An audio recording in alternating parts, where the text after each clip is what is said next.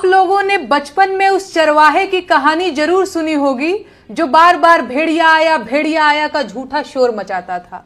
लेकिन हर बार जब गांव वाले उसे बचाने के लिए दौड़ते हुए आते थे तो वो उन पर मोदी को खारिज कर देना चाहिए था। नहीं, फिर वो लगातार जीतते क्यों? अब यही अब आप आके ये एक प्रश्न खड़ा करते हैं कि फिर मोदी जीतते क्यों? मीडिया कितनी चालाकी के साथ भारतीय जनता पार्टी और प्रधानमंत्री जी के व्यक्तित्व को डिफेंड करती है कि काम भले कुछ न किया हो, जीतते क्यों है? फिर और मीडिया अगर पर जीत बाबा राकेश टिकैत जी विरोध करने गए, वहां पर जिन लोगों ने ये बर्बरता दिखाई, जिन लोगों ने इस निंदनीय काम को अंजाम दिया। किताब कब तक रहेगी सादा, कभी तो आगाज़े बाब होगा। जिन्होंने बस्ती उजाड़ डाली, कभी तो उनका हिसाब होगा। शहर की खुशियां मनाने वालों शहर के तेवर बता रहे हैं, अभी तो इतनी घुटन बढ़ेगी कि सांस लेना अजाब होगा। हेलो मैं दानिश। नेहा सिंह राठौर पर एक और एफआईआर दर्ज की गई है।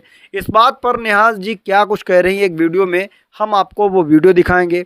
उसके बाद में राकेश टिकैत जी की सिर से पगड़ी गिर गई थी, इस बात को लेकर के इकरा हसन जी क्या कह रही हैं उनको भी सुनेंगे। वहीं राज्यसभा सांसद इमरान प्रताप गढ़ी साहब जी का एक वीडियो देखेंगे, वो देश की मीडिया को लेकर के क्या कुछ कह रहे हैं उनको भी सुनेंगे। तो दोस्तों इस वीडियो को कंप्लीट देखिएगा, वीडियो को लाइक करें, डीएल गोल्डन न्यूज चैनल को सब्सक्राइब करें। वीडियो को देख लेते हैं। आप लोगों ने बचपन में उस चरवाहे की कहानी जरूर सुनी होगी जो बार बार भेड़िया आया का झूठा शोर मचाता था। लेकिन हर बार जब गांव वाले उसे बचाने के लिए दौड़ते हुए आते थे तो वो उन पर हंसता था। फिर जब एक दिन सच में भेड़िया आ गया तो लड़के ने बहुत शोर मचाया, लेकिन उसे बचाने कोई नहीं आया। सही बात। अंधभक्त और आईटी सेल के लोग यही भेड़िया आया वाला खेल पूरे देश के साथ खेल रहे हैं। आते जाते हर किसी को वो देशद्रोही कह रहे हैं, चाहे कोई देश को हिंदू मुसलमान में बांटने के एजेंडे के खिलाफ बोल रहा हो या कोई सरकार से उसकी जिम्मेदारियों का हिसाब मांग रहा हो। ये लोग उन सभी को बिना समय गंवाए देशद्रोही बोल दे रहे हैं, क्योंकि वो ये जानते हैं कि किसी आदमी को देशद्रोही बोल देने से उसकी विश्वसनीयता खत्म हो जाती है और उसको अपमानित करना आसान हो जाता है। यह वही तरीका है जो जर्मनी में हिटलर ने आजमाया था। आज मैं सारे देश से कहना चाहती हूं कि जिस तरह से इस शब्द देशद्रोही को रोजमर्रा के बोलचाल की चीज बना दिया गया है, वो देश के लिए ठीक नहीं है।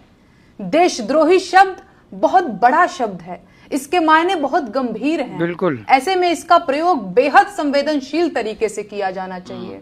जिस तरह से इस देशद्रोही शब्द को बात बात पर गेंद की तरह उछाला जा रहा है, जल्दी ही हमारा सिस्टम और देश के लोग इस शब्द को लेकर अभ्यस्त हो जाएंगे और खतरा उसी दिन शुरू हो जाएगा। बिल्कुल वही खतरा जो गांव वालों को भेड़िया आया के शोर को झूठ मानने के बाद उठाना पड़ा था। देश भी उसी ओर आगे बढ़ रहा है। जाहिलों का झुंड देशद्रोही शब्द को होली के लाल गुब्बारों की तरह हर किसी पर मार रहा है और खून खून चिल्ला रहा है। देशद्रोह के नाम पर जिस तरह से इतने ज्यादा फर्जी मुकदमे दर्ज किए जा रहे हैं, क्या हमारी कानून व्यवस्था इस बेहद गंभीर शब्द को लेकर यूज टू नहीं हो जाएगी? क्या इसका फायदा उन असली अपराधियों को नहीं मिलेगा जो सच में देशद्रोही होंगे? ये सब बातें पूरा देश समझ रहा है, लेकिन ये अंधभक्त और उनके आका नहीं मानेंगे। ये लोग भेड़िया आया का शोर मचाते ही रहेंगे। ऐसे में अब ये पूरे गांव की जिम्मेदारी है कि इन मूर्खों और बदमाशों को सबक सिखाए, वरना वो दिन दूर नहीं जब सच में भेड़िया आ जाएगा और पूरा देश शोर सुनकर भी चुप बैठा रहेगा। आपने नेहा सिंह राठौर जी की एक वीडियो देख ली है। वीडियो को देखने के बाद आप क्या कुछ कहेंगे कमेंट्स करके जरूर बताएं। दरअसल राकेश टिकैत को लेकर के बहुत बड़ी अपडेट आ रही है। उस बात को लेकर के इकरा हसन जी क्या कुछ कह रही हैं, हम वो भी बताने की कोशिश कर रहे हैं। इकरा हसन जी राकेश टिकैत जी का एक फ़ोटो शेयर करती हैं और उस फोटो को शेयर करते हुए ये लिखकर कहते हैं कि संयम और धैर्य रखें, देश आपातकालीन स्थिति में है। पहलगाम घटना पर संपूर्ण देश एकजुट है, लेकिन आपसी समरसता खराब करने वाले लोगों की पहचान होनी चाहिए। सरकार ऐसे तत्वों की पहचान करे जो प्रदर्शन की आड़ में टारगेट करके अपनी गुंडागर्दी को अंजाम दे रहे हैं, तथा उन पर कार्रवाई भी करें। और सिर्फ राकेश टिकैत जी की ही नहीं बल्कि हर एक किसान की पगड़ी उछाली गई है। स्वर्गीय चौधरी चरण सिंह जी और स्वर्गीय महेंद्र सिंह टिकैत जी ने जीवन भर किसानों के मान सम्मान की जो लड़ाई लड़ी है, ये हमला उन ऐतिहासिक कोशिशों पर भी हुआ है। लाठी का बार सच्चा किसान कभी नहीं भूलेगा। किसान के सम्मान की लड़ाई में हम उनके साथ खड़े हैं। किसान का सम्मान और किसानों की पगड़ी सर्वोपरि है। जी हाँ दोस्तों, ये बात कह रही हैं सांसद इकरा हसन जी। आइए इमरान प्रताप गढ़ी साहब का लगभग मेरे ख्याल से 1 मिनट का वीडियो है, उसको देख लेते हैं। उसके बाद में क्या है मामला, क्यों आखिर धक्का मुक्की होती है राकेश टिकैत के साथ, कैसे उनकी पगड़ी गिर जाती है, क्या मामला क्या है, वो हम वीडियो को देखने के बाद।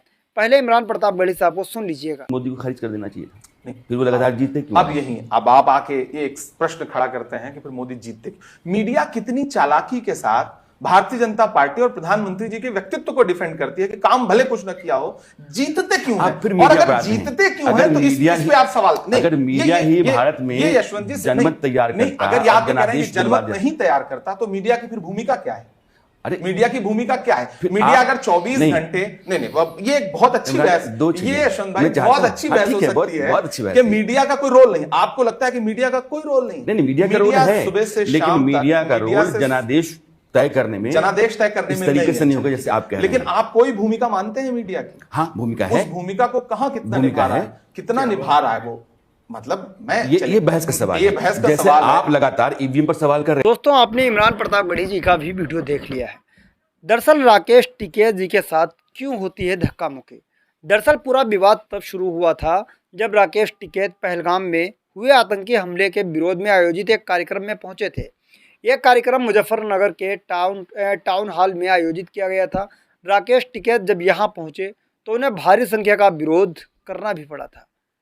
कुछ लोगों ने राकेश टिकैत के खिलाफ नारेबाजी शुरू कर दी और मंच से झंडे लहराते हुए उनका विरोध किया। इस दौरान उनके साथ धक्का मुक्की की गई, जिसमें उनके सिर की पगड़ी उतर गई। इस घटना के बाद राकेश टिकैत भड़क गए। उन्होंने मंच से यहाँ तक कह दिया कि ये कुछ नए हिंदू बने हैं जो नगपुरिया मानसिकता के लोग हैं और देश को बांटने का काम कर रहे हैं। जी हाँ दोस्तों, इस बात को लेकर के आज उनका बहुत बड़ा प्रोटेस्ट भी था। हम एक वीडियो ज़रूर दिखाने वाले हैं इकरा हसन जी का, महज 28-30 सेकेंड का है। उस वीडियो को देख लीजिएगा। बाबा राकेश टिकैत जी विरोध करने गए, वहाँ पर जिन लोगों ने ये बर्बरता दिखाई, जिन लोगों ने इस निंदनीय काम को अंजाम दिया, वो भी किसी आतंकी से कम नहीं है और उनका हम पुरजोर तरीके से विरोध करते हैं। दोस्तों, आपने सब कुछ देख लिया इस वीडियो में। आपने इमरान प्रतापगढ़ी साहब का वीडियो देख लिया जिसमें देश की मीडिया को लेकर के वो तंज कसते हुए नजर आ रहे हैं। आपने नेहा सिंह राठौड़ जी को भी देख लिया, किस तरीके से नेहा सिंह राठौड़ जी के सवालों से सरकार डरी हुई है। कुछ लोग उनके ऊपर एफआईआर दर्ज कराने की कोशिशों में लगे हैं। हालांकि लखनऊ से लेकर के अयोध्या तक में भी नेहा सिंह राठौड़ जी के ऊपर एफआईआर दर्ज करा दी गई है। और एक ऐसे में नेहा सिंह राठौड़ जी भी कहते हैं कि हम डरने वाले नहीं हैं। पहलगाम में जो आतंकी हमला हुआ है उनके सर काट कर लाइएगा, आप मेरे ऊपर एफआईआर दर्ज करके आप मुद्दों से नहीं भटका सकते हो। ये नेहा सिंह राठौड़ जी का एक बेबाकी के साथ वीडियो आया है। हालांकि और उनके कई वीडियोज़ आए, हमने नहीं दिखा पाए हैं किसी अपने पर्सनली बिजी रहने की वजह से। लेकिन इसी बीच यहाँ पर इकरा हसन जी राकेश टिकैत की आज कार्यक्रम में पहुँची, वहाँ पर उन्होंने शेर व शायरी भी करी है और बहुत बेबाकी के साथ एक वीडियो भी जारी किया है। मैंने आपको 30 सेकेंड का वीडियो दिखाया है और जो 3-4 मिनट का वीडियो इकरा हसन जी का आया है, हम कोशिश करेंगे उस वीडियो को आपके पास तक पहुँचाने की। दोस्तों, मिलते किसी और वीडियो के साथ। दुआ में रखना चाहिए।